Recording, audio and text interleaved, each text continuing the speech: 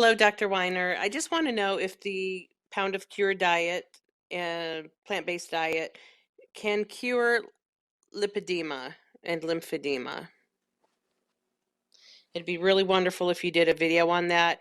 I know there's a lot of women struggling with that, and they have a lot of difficulty losing weight.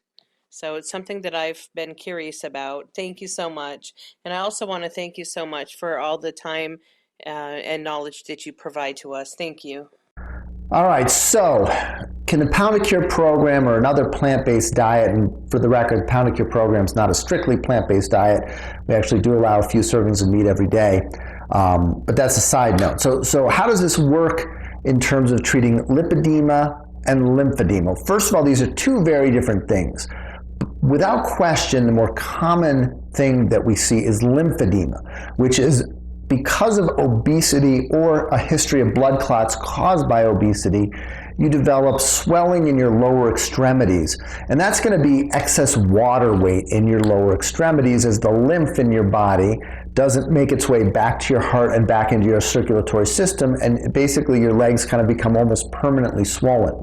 Now, with a plant-based diet, you will see some improvement in lymphedema. What really improves lymphedema is significant weight loss, where you relieve the pressure in the pelvis, the pressure kind of pushing down on these veins and lymphatic channels in your groin, and eventually you'll start to see some improvement, typically not resolution or curing as was mentioned here. But you definitely see some improvement in lymphedema with a plant-based diet, with the Pound of Cure diet, with weight loss surgery, with any means that's going to drive substantial weight loss. You'll see improvement. Now, lipedema is really a completely different thing, and this means that you have abnormal fat deposits in basically the lower half of your body. So it's in the thighs and the calves and in the buttocks, and this is pretty striking when you really see a remarkable case of it, because someone will have a relatively thin torso, but just from below the waist, there's a ton of weight. And typically we see this in women.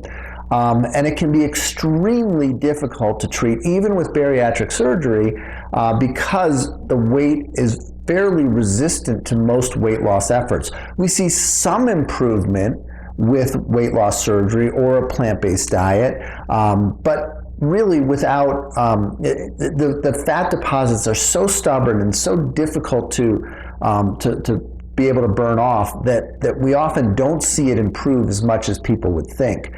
There's some people who think liposuction is the best treatment, and there's actually some really good plastic surgeons doing some pretty interesting work. And we're starting to recognize there's certainly a genetic component to this lipedema, but it is relatively poorly understood, and it's not something we have any great answers for. I think the combination of bariatric surgery and liposuction is something that's very intriguing to me, and there is a plastic surgeon in Tucson, Dr. Ethan Larson, who I work with, he's very knowledgeable about lipedema, and is an excellent resource if someone's looking for some help with that.